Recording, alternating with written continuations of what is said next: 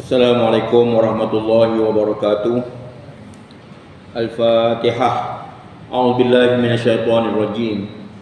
Bismillahirrahmanirrahim. Alhamdulillahi rabbil alamin. Ar-Rahmanir Rahim, Maliki yaumiddin.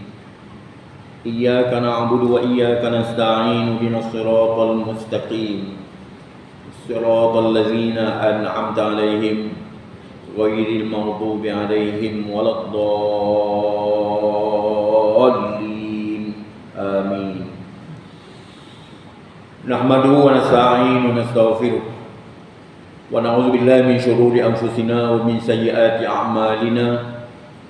Man yahdihillahu fala mudilla lahu wa man yudlil fala hadiya lahu. Nashhadu an la ilaha illallah wahdahu la syarika lahu wa ashhadu anna Muhammadan 'abduhu wa rasuluh.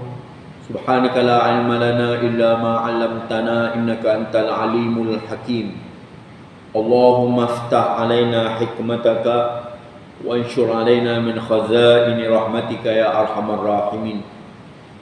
Yang dihormati Tuan Imam, seterusnya ahli jawatankuasa Masjid Kampung Kuantan Kelang, para hadirin yang dihormati sekalian. Alhamdulillah, dengan izin Allah SWT serta taufik dayahnya dapat kita bertemu kembali dalam pengajian tasawuf dalam kitab Bimbingan Mukmin, yang mana kita telah sampai tajuk tentang perkara letaknya harapan yang terpuji. Dalam kitab ini didatangkan tajuk berbunyi letaknya harapan yang terpuji. Jika ada orang bertanya kepada kita di mana letaknya harapan yang benar-benar terpuji, maka ketahuilah bahawasanya harapan yang terpuji itu ada dalam dua tempat. Tempat yang pertama, seorang yang telah terbenam dalam kemaksiatan yang dahsyat, lalu terlintas di dalam hatinya hendak bertaubat kepada Allah Subhanahu wa taala, maka syaitan pun datanglah untuk menghalanginya seraya berkata, mana boleh taubat kamu akan diterima Allah dengan dosa-dosa yang telah engkau lakukan. Maka ia pun merasa putus asa dari mendapatkan kesian belas Allah Ta'ala ataupun rahmat Allah Ta'ala. Ketika itu patutlah ia menimbulkan harapan untuk membenteras perasaan putus asa itu dari dalam dirinya. Dia kena buang perasaan putus asa. Kerana kita dalam Islam dilarang kita daripada bersifat putus asa. La tayasu min rahmatillah. Jangan putus asa daripada kesian belas Allah Subhanahu wa taala.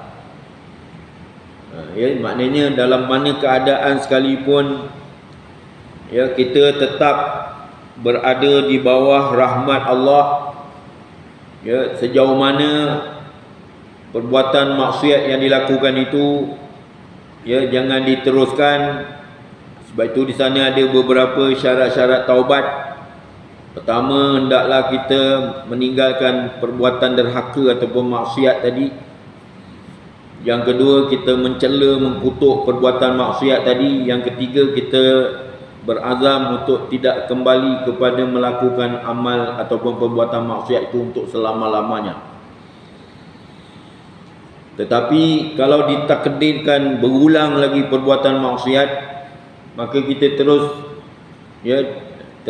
memohon keampunan kepada Allah Ta'ala juga.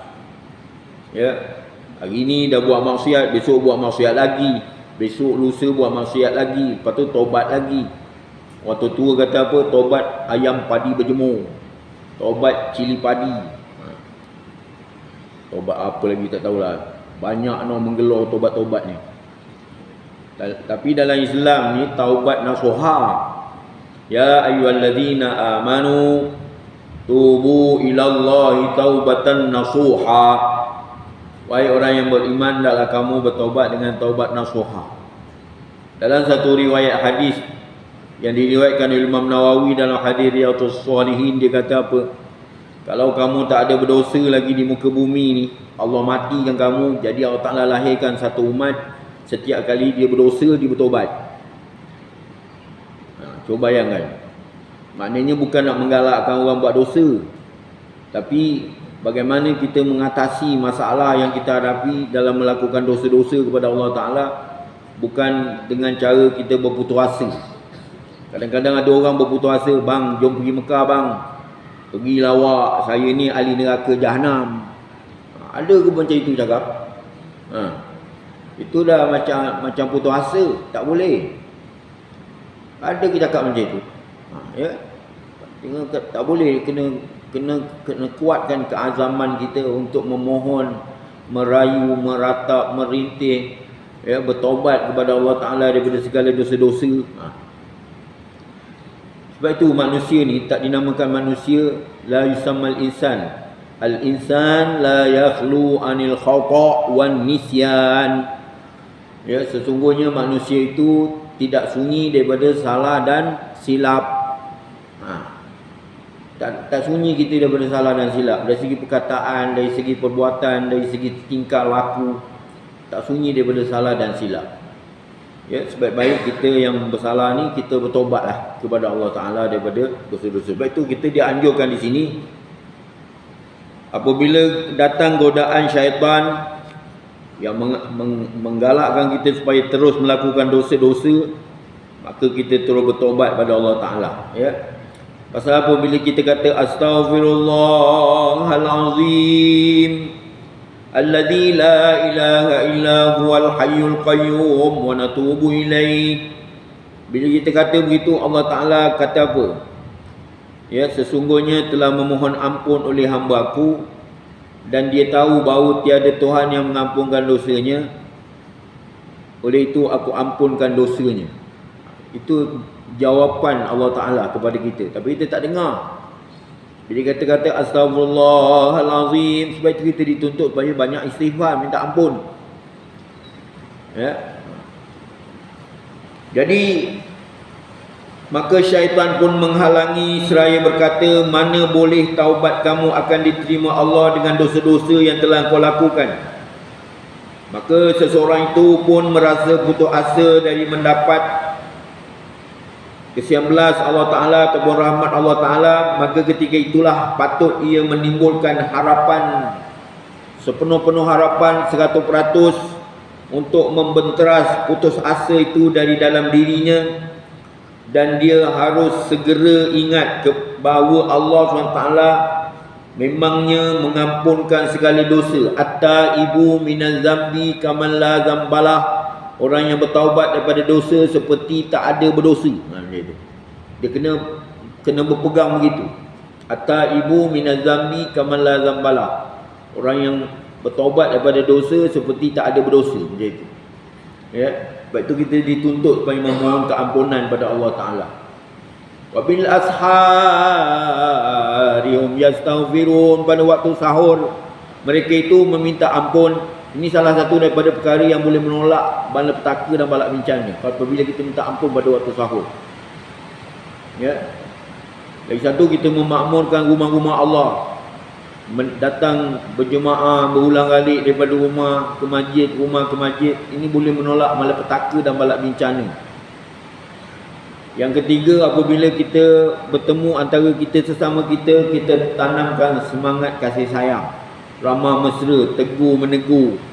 Jangan asyik diam aja, muka moncong macam ayam, macam apa, macam tali sawu, moncong aja. Tak apa ini marah tak tahu, ya. Jumpa aja bertegur siapa. Apa khabar? Ada baik, sihat? Tak payah tanya banyak-banyak. Assalamualaikum, khabar?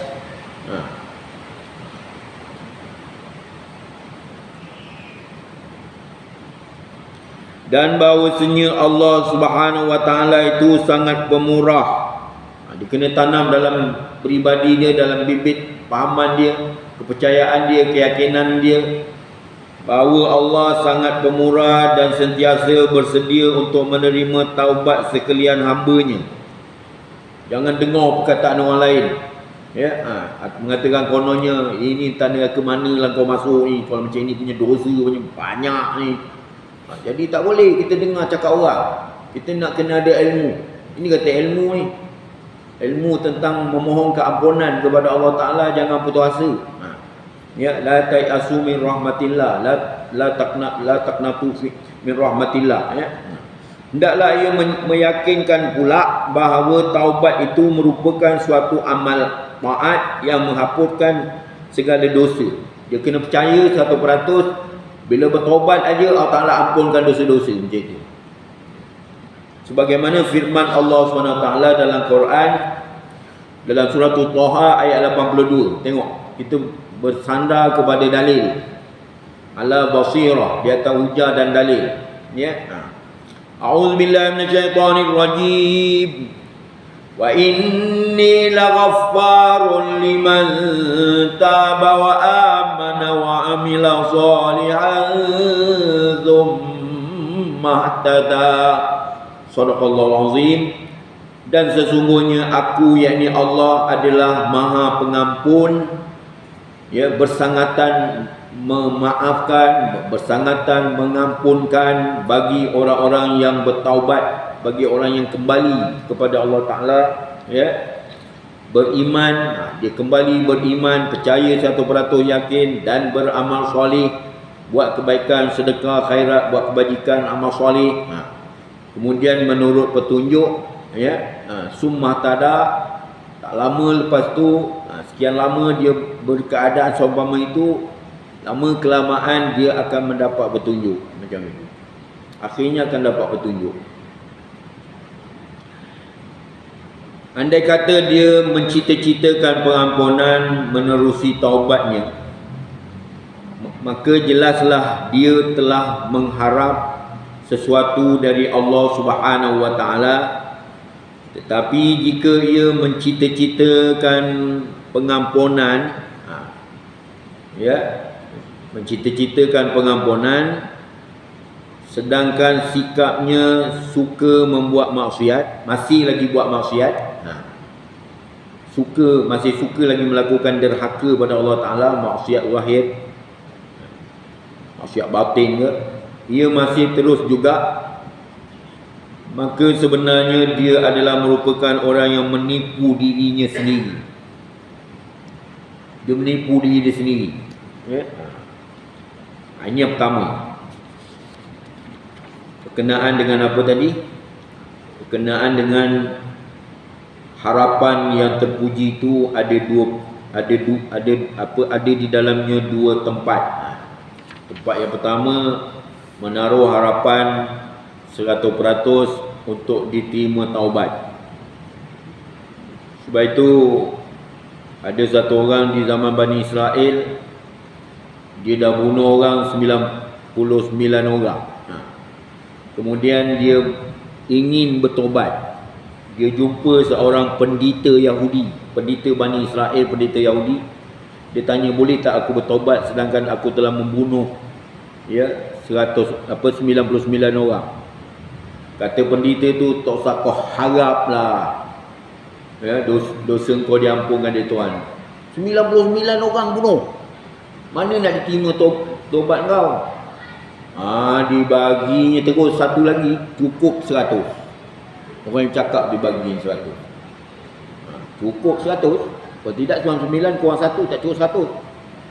Dengan sebab yang bagi petua tu tak ada ilmu, jahil. Dibaginya 100 yang sekali lagi tu, cukup 100.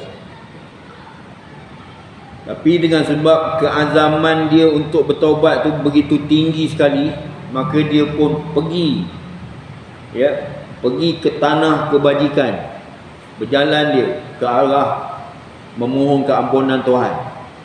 Akhirnya dia berjalan tu, berjalan menapak ke depan, tiba-tiba dia tersungkur, jatuh, terus mati. Tak dan nak sembahyang 2 rakaat, sembahyang pun tak sempat. Tapi niat nak memohon keampunan tu ada. Tapi dia tak sempat, dia terus tersungkur, jatuh, mati. Datanglah malaikat syurga dengan malaikat neraka bertelagah. Yang malaikat neraka nak masukkan ke dalam neraka pasal dia satu ibadat apa pun tak ada, dia melakukan dosa. Yang malaikat syurga pula kata aku nak bawa dia masuk syurga pasal dia dah bertobat, niat dia, kerana niat dia. Maka didatangkanlah satu orang lain di kalangan manusia juga mengadilkan perkara itu.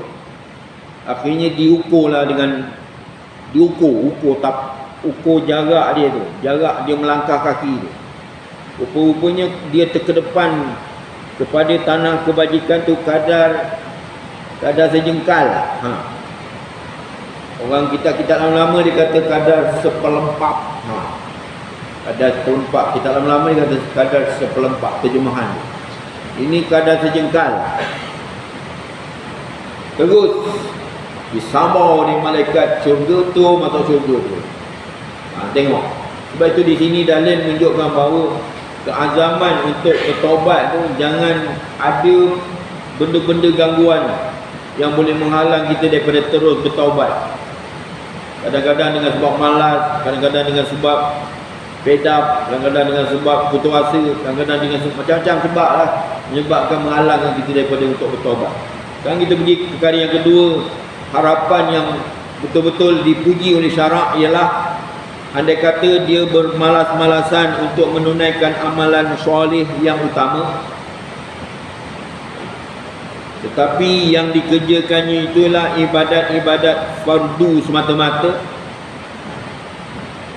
Andai kata dia bermalas-malasan untuk menunaikan amalan-amalan soleh yang afdal, yang utama, tetapi yang dikerjakannya itu ialah ibadat fardu sahaja, kemudian dia berharap agar Allah Ta'ala membalasnya dengan kenikmatan-kenikmatan yang utama seperti yang dijanjikan bagi para solihin dan para muttaqin. Dia nakkan ganjaran pahala yang didapati oleh para solihin dan para muttaqin.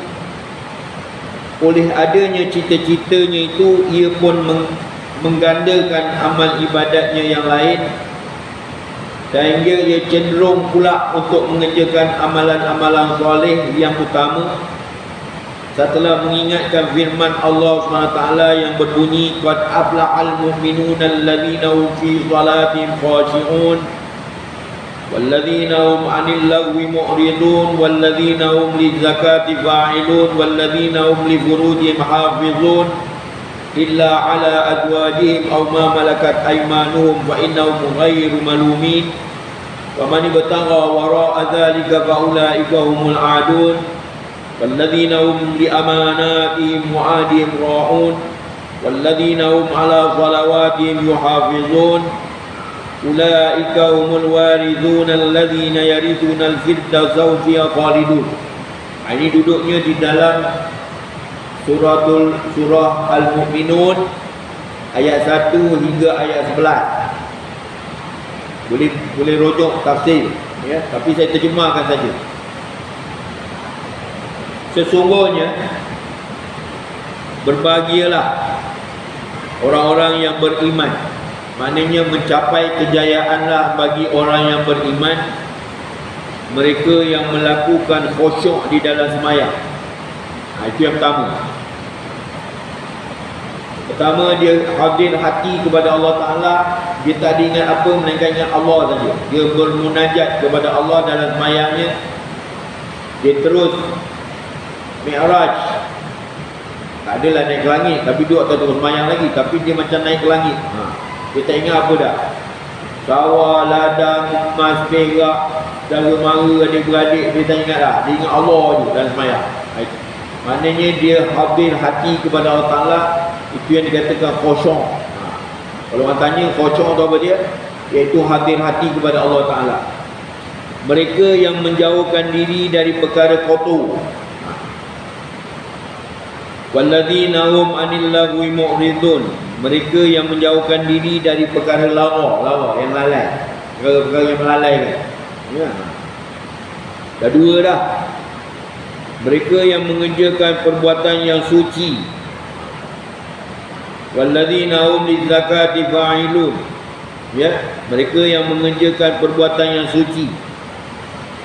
Kalau ikutkan zakat, ya, zakat mereka laksanakan. Tapi yang diterjemahkan di sini perkara yang suci murni, bersih. Ya, jiwa bersih. Walladzina hum lizakati fa'ilun. Mereka yang menjauhkan diri daripada perkara kotor, mereka mengerjakan perbuatan yang suci. Mereka yang menjaga maruah dan kehormatannya, tidak melepaskan syahwatnya melainkan kepada para isterinya yang halal atau hamba sahaya yang mereka miliki jariah. Itu zaman hamba abdi dulu. Maka sesungguhnya mereka tiada tercela, tiada terkutuk, tiada terlaknat. Barang siapa yang mencari selain dari itu, maka merekalah orang-orang yang melanggar batas. Cari, mana dia buat sesuatu yang lain daripada perkara yang disebutkan tadi, maka dianggap sebagai melanggar batas-batas syarak. Dan mereka pun memelihara terhadap amanah-amanah dan janji-janji. Bila diberi amanah, dia tunaikan amanah. Bila dia berjanji, maka dia tunai janji. Dan mereka yang menjaga semayangnya, dan Allah Ta'ala simpulkan, itulah orang yang mempusakai, iaitu mempusakai syurga Firdaus. Mereka kekal di dalamnya, kekal dalam syurga Firdaus.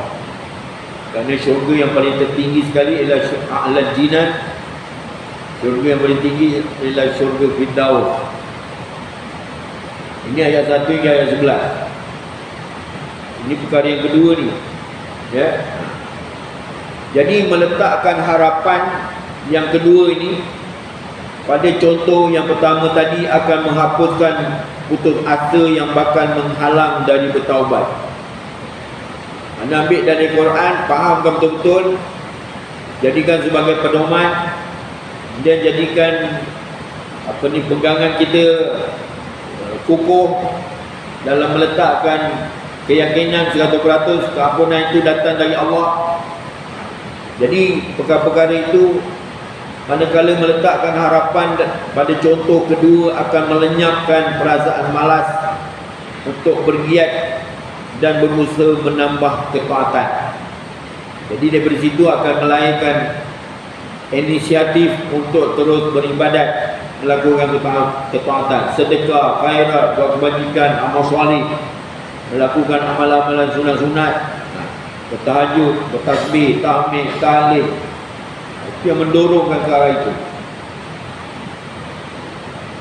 Jadi kesimpulannya, setiap cita-cita yang menggalakkan orang untuk bertaubat atau menggandakan amal ibadat, maka itulah suatu harapan namanya. Harapan yang pasti akan dimiliki oleh seseorang yang mempunyai keazaman yang kuat. Sebab itu kita perlu kepada keazaman yang kuat dalam memohon, merayu, meratap, merintih kepada Allah Ta'ala supaya Allah mengasihi kita, Allah redha kepada kita. Perlu kepada keyakinan. Jangan kita kata terima-terima, tak terima sudah. Ya, Assalamualaikum warahmatullahi, terima-terima, tak terima sudah. Ini tak agak aku buat. Mana je itu? Tak boleh. Kita kena yakin 100%.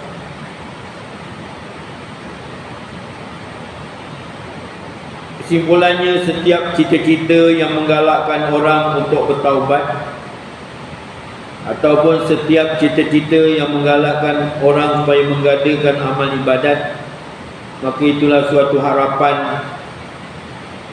Sebaliknya, setiap cita-cita atau harapan yang mendorong orang supaya bermalas-malasan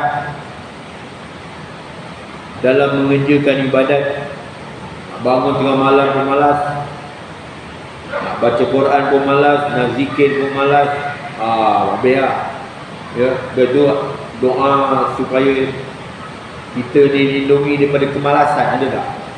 Allahumma inna na'udzubika minal hammi wal hazan wa na'udzubika minal ajzi wal kasal, wa na'udzubika minal jubni wal bukhli, wa na'udzubika min ghalabatid dain wa qahrir rijal. Itu semua doa menghindarkan diri daripada bermalas-malasan, lemah, tak semangat, bacul, penakut, semua ada dalam doa tu, supaya menghindarkan daripada perkara-perkara negatif tadi, ya.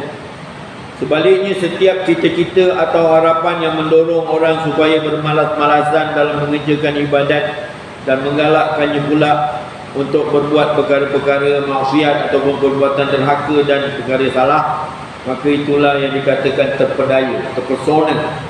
Ad-dunya hulwatun khadirah. Dunia ini mempersonakan lagi menghijau. Maka takutlah oleh kamu akan dunia kamu, maka takutlah kamu pada Allah Ta'ala tentang dunia kamu, takutlah kamu kepada Allah Ta'ala tentang perempuan kamu. Ada riwayat hadis berbunyi macam ini. Misalnya, seperti seorang yang terlintas di dalam hatinya untuk meninggalkan sesuatu dosa dan berbuat sesuatu amal baik, lalu syaitan pun melesukannya, melemahkannya untuk bertaubat atau beribadat dengan membisik-bisikkan, untuk apa engkau menyusahkan diri bertaubat atau beribadat?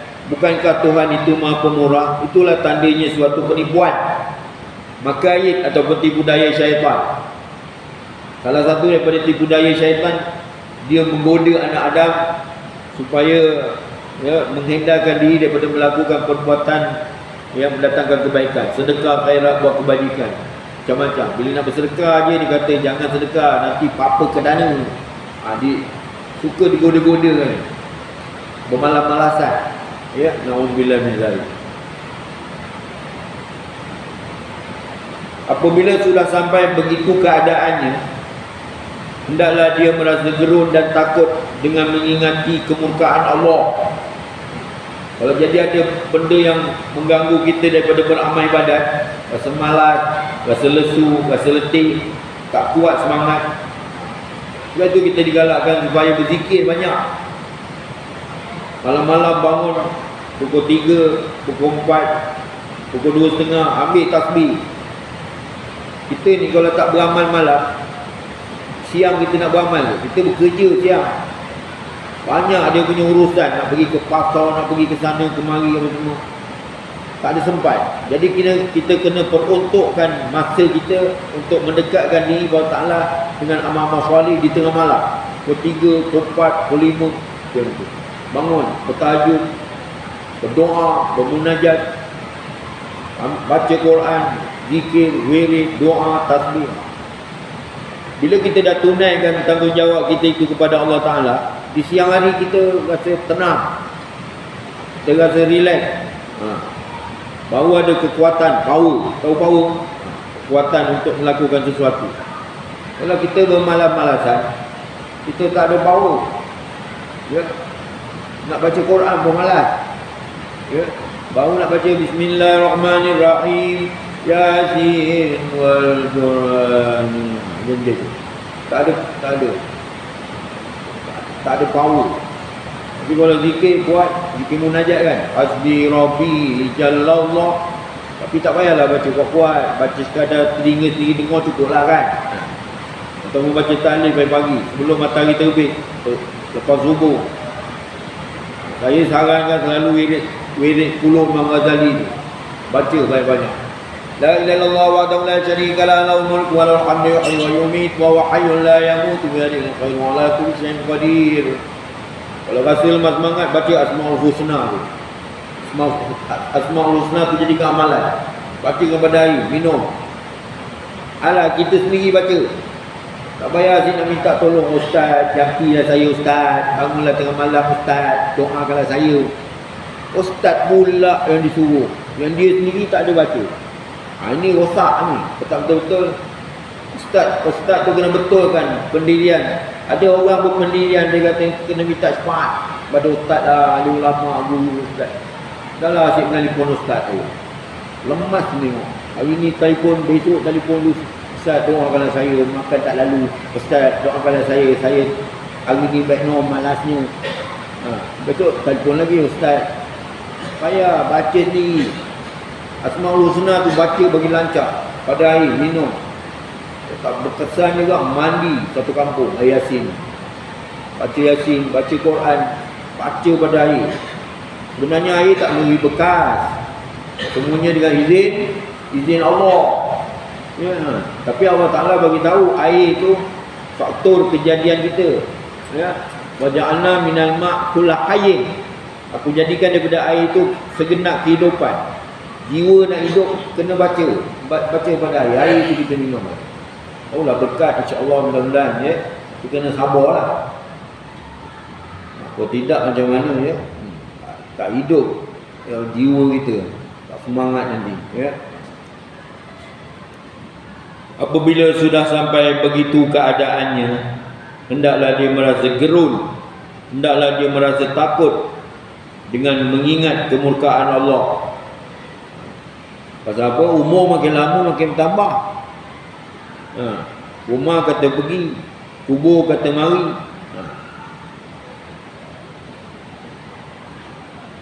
Apabila sudah sampai begitu keadaannya, hendaklah dia merasa gerun, hendaklah dia merasa takut dengan mengingati kemurkaan Allah yang kelak akan ditimpakan ke atasnya, dan diikuti pula dengan siksaan Allah yang begitu pedih di akhirat nanti.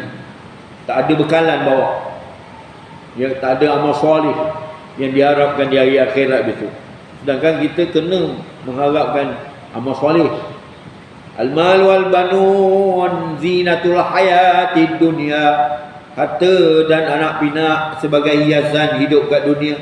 Wal baqiyatus solihat, yang kekal abadi ialah amal soleh yang diharapkan ganjaran pahalanya di akhirat nanti. Tapi tak ada apa bawa, bekalan tak ada. Ya, na'udzubillah min zalik. Wa tazawwadu fa inna khairaz zadi taqwa. Berbekallah oleh kamu, sebaik-baik bekalan ialah takwa. Libasut taqwa dzalika khair. Libasut taqwa tu maknanya pakaian ketakwaan, itu maknanya kita mendekatkan diri kepada Allah dengan amal soleh. Seperti sedekah, khairat, buat kebajikan, bangun tengah malam, mendekatkan diri dengan tasbih, tahmid, tahlil, zikir, wirid, doa, tasbih, baca Quran gitu. Tambah pula kita sekarang dah berada di awal Rajab, kemudian nak masuk lagi bulan Sya'ban, dah dekat nak dengan Ramadan. Kalau kita tak latih daripada sekarang, macam mana? Nak bangun tahajud tengah malam, latih daripada sekarang. Kalau tidak, macam mana nak bangun dalam bulan Ramadan nanti? Amalan kita berlipat ganda di dalam bulan Ramadan. Kalau kita tak latih, itu didatangkan bulan keberkatan ni. Allahumma barik lana fi Rajab, ya, wa Sya'ban wa balighna Ramadan. Ya Allah, berkatkanlah kami dalam bulan Rajab dan Sya'ban, sampaikan ajal kami kepada tarikh Ramadan, gitu, supaya dapat beramal. Ya. Hendaklah dia merasa gerun dan takut dengan mengingat kemurkaan Allah yang kelak akan ditimpakan ke atasnya, dan diikuti pula dengan siksaan Allah yang pedih di akhirat. Cuba bisikkan dalam hati begini. Caranya kita bisikkan. Kita kata di dalam hati kita, meskipun Tuhan itu Maha Pengampun terhadap semua dosa-dosa dan Maha Penerima taubat, namun Allah juga sangat dahsyat azabnya. Kena kenang-kenangkan begitu. Sangat dahsyat kemurkaannya, sangat dahsyat ya azabnya. Na'udzubillah min zalik. Lepas itu kita minta lindung, Allahumma ajirna minan nar. Allah, ya Allah, aku minta lindung daripada bakaran api neraka. Bila kita kata begitu, ya, neraka pun berkata juga. Dia kata, ya Allah, makbulkanlah doa si fulan. Lepas itu kita kata, Allahumma ajirna minan nar, Allahumma ajirna minan nar, Allahumma ajirna minan nar. Dan sesungguhnya Allah SWT itu Maha Pemurah, namun dia telah menjanjikan bagi orang yang ya, kafir itu api neraka yang mereka akan dihumbankan ke dalamnya. Kullama ulqiya fiha fawjun sa'alahum khazanatuha alam ya'tikum nazir. Atau dicampak dalam neraka jahanam, ya. Kekal buat untuk selama-lamanya bagi orang yang, ya, orang yang bukan Islam ni. Na'udzubillah min zalik. Sebab itu kafir ni, ya, Allah Ta'ala janjikan dengan ya, penyiksaan yang amat dahsyat dari akhirat besok, kekal abadi untuk selama-lamanya di dalam api neraka jahanam. Kita tak boleh iktikad kata kalau masuk neraka jahanam lama-lama bersatu dengan api neraka terus tak ada seksa. Itu salah tu, faham sesat tu. Dia memang dalam Quran jelas menunjukkan bahawa masuk neraka jahanam diseksa oleh Allah Ta'ala. Tak ada berkesudahan selama-lamanya diseksa. Nak katakan hidup pun bukan, nak kata mati pun bukan. Macam mana? Ya. Kemudian dia tidak dikurangkan penderitaan dalam neraka. Pasal apa? Malaikat yang menjaga neraka tu akan berkata, ya Allah, kau azabkanlah dia. Kau terima taubat dia. Kau maafkan dia. Kau seksa dia selama-lamanya. Dengan sebab itu Allah Ta'ala ni dia tak ada kasih sayang lagi pasal dah didoakan oleh malaikat. Padahal Tuhan itu Maha Pengasih dan Maha Penyayang. Tapi tak ada bercanggah. Pasal apa? Di sana ada malaikat-malaikat yang menjaga neraka, malaikat Zabaniyah, ya, akan berkata kepada Allah Ta'ala, ya Allah, Tuhan, Engkau ampunkan dia selama-lamanya. Gitu. Na'udzubillah min zalik. Allah SWT juga telah mengancam orang-orang mukmin yang melanggar perintah Allah dengan azabnya yang pedih. Orang mukmin begitu juga, mukmin yang fasik, ya, mencuri, menyamun, membunuh, berzina, minum arak dan sebagainya. Ini pun dijanji dengan siksaan Allah SWT. Wa ammal ladina fasaqu fa ma'wahumun nar, kan? Adapun orang yang fasik itu tempat kediamannya dalam neraka.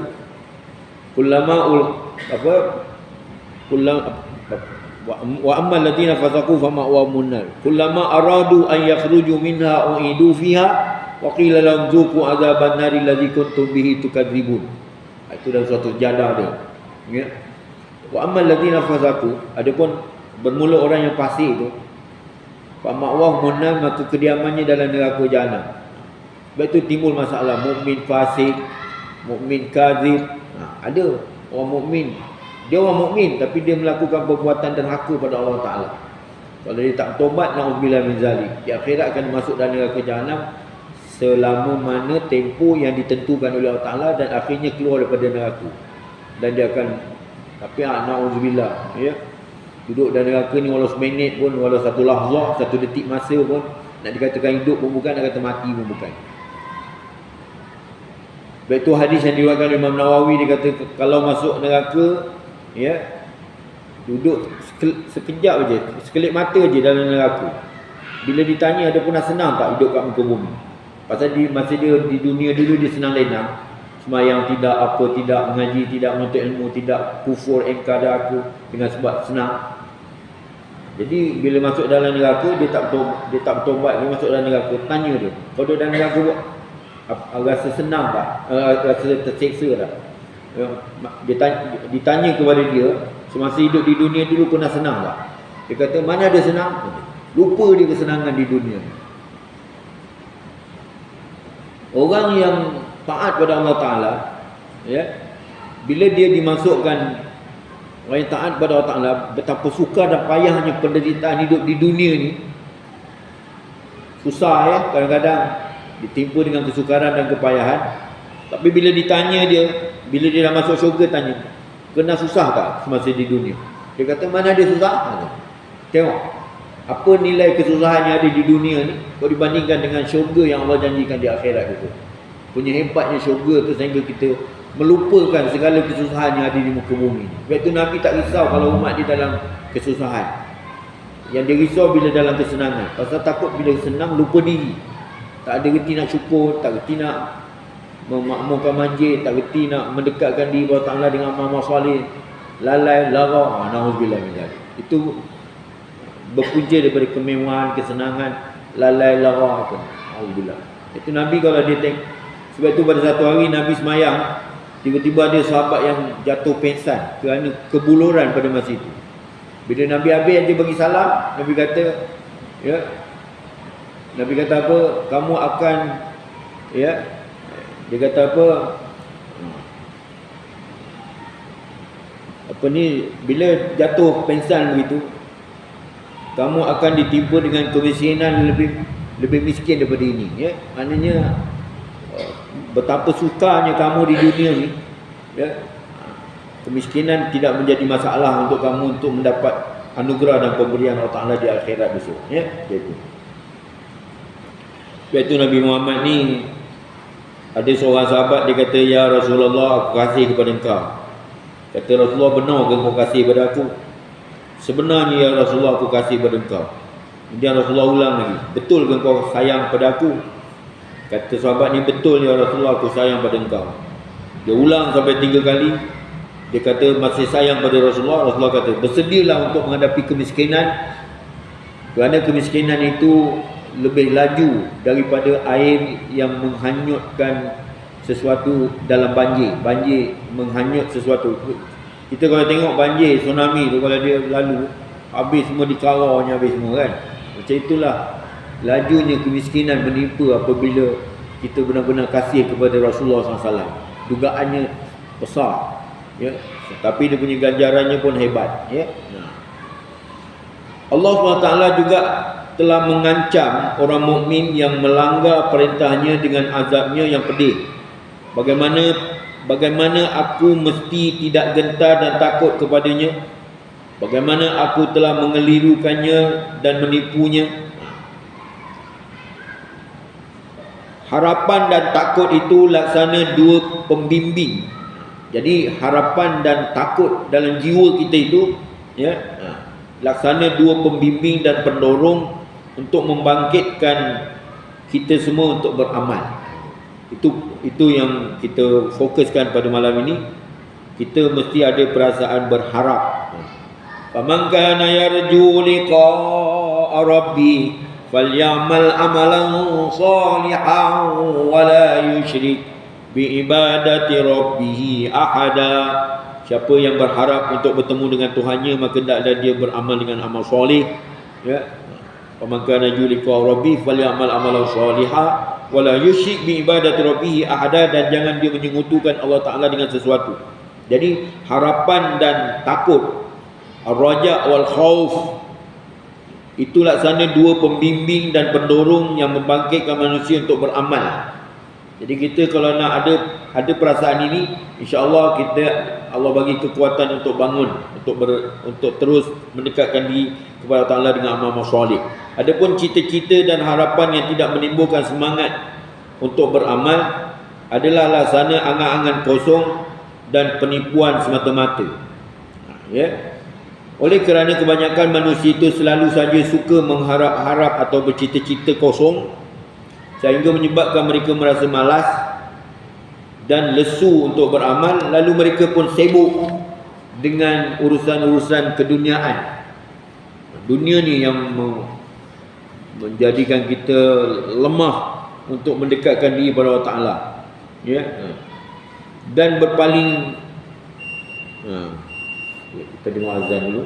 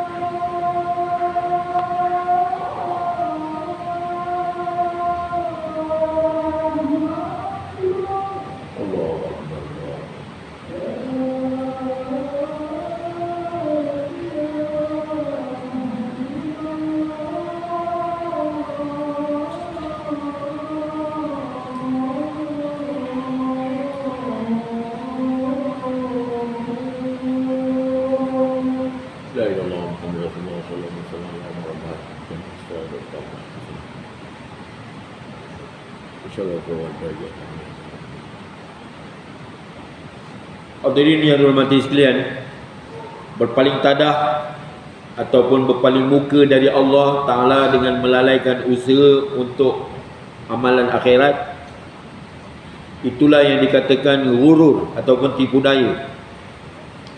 Dunia ni penuh dengan tipu daya, ya, dan kesedapan serta keenakan, keseronokan dengan melalaikan usaha untuk akhirat. Itulah yang dikatakan ghurur atau suatu keadaan terpedaya yang jelas, terang, jelas. Para salafus salih 300 tahun ya selepas ya Nabi Muhammad dilantik jadi rasul, semuanya golongan salafus salih, terdiri daripada para sahabat, para tabi'in, para tabi'in. Para salafus salih sangat memberatkan perkara takwa yang diseru oleh Pak Tok Khatib setiap hari Jumaat, ittaqullah usikum wa iyaya bittaqwallah. Para salafus salih sangat memberatkan perkara takwa kepada Allah SWT. Mereka sentiasa menjaga diri dari perkara-perkara syubhat ataupun perkara kesamaran dan perkara-perkara yang membangkitkan nafsu dan syahwat, keinginan. Dalam pada itu mereka sering pula menangisi diri mereka sendiri ketika dalam berseorangan ataupun berkhalwat, berseorang diri, ya, ketika bertawasul ataupun ketika berada dalam berseorangan diri. Berbeza dengan zaman sekarang ini, kita didapati manusia sekalian merasa aman sentosa, senang, bergembira, tidak pernah merasa cemas dan takut meskipun mereka sekalian tenggelam dalam lautan maksiat dan terlena dalam lamunan keduniaan. Mereka mengalpakan, melalaikan untuk beribadat kepada Allah dengan beranggapan bahawa mereka penuh keyakinan dengan rahmat Allah dan pengampunan Allah, seolah-olah mereka lebih mengetahui tentang kurniaan Allah, dan kurniaan Allah Ta'ala itu lebih daripada para anbiya dan para sahabat salafus salih. Seolah-olah mereka terkeliru, kononnya anugerah Allah Ta'ala kepada mereka lebih hebat. Kalaulah urusan akhirat itu dapat dicapai dengan berangan-angan, tak payah beramal, tak payah apa, angan-angan ajalah, dan ditimpa dengan bercita-cita semata-mata, berangan-angan bercita-cita saja nak bangun tengah malam tapi tak bangun, nak baca Quran tapi tak baca Quran, nak mendekatkan diri kepada Allah Ta'ala dengan amal-amal soleh tapi tak payah, gitu. Berangan-angan ajalah, ya. Na'udzubillah min zalik. Maka apalah sebabnya mereka sekalian itu, golongan tabi'in ataupun golongan salafus salih tadi, ya, sering menangisi diri mereka, selalu merasa cemas, selalu merasa takut, mereka sering berduka cita. Sebab itu digalakkan menangis di tengah malam, bertahajud. Ya, falyadhaku qalilan walyabku katsira, ketawalah kamu sedikit, menangislah kamu banyak. Lau alimtum ma alimtu la dhahaktum qalilan wa la bakaitum katsira, kalau kamu tahu apa yang aku tahu, nescaya kamu menangis lebih banyak daripada kamu gelak ketawa. Allah berfirman, waliman khafa maqama rabbih jannatan, dan orang yang takut makam martabat kemuliaan Tuhannya, baginya disediakan 2 syurga. Ini dalam surah Rahman ayat 46. Begitu juga dalam surah Ibrahim ayat 14. Zalika liman khafa maqami wa khafa wa'id. Sadaqallahul azim. Yang demikian itu ganjaran pahala bagi orang yang takut makam kemuliaan aku serta takut akan ancaman aku. Jadi kandungan Al-Quran dari awal hingga akhir, kita baca daripada Alif Lam Mim, daripada surah Baqarah sampai Qul a'udzu birabbin nas, ya. Kandungan Al-Quran dari awal hingga akhir adalah peringatan dan ancaman. Jadi seorang pun yang merenungkan akan hal ehwalnya, hal ehwal Al-Quran dari awal hingga akhir sebagai peringatan dan ancaman itu, melainkan ia akan merasa sedih, melainkan mereka akan berduka cita bila dia amati isi kandungan Quran daripada surah Baqarah, awal surah Baqarah sampai Qul a'udzu birabbin nas. Kita akan mendapati, ya, betapa kita merenung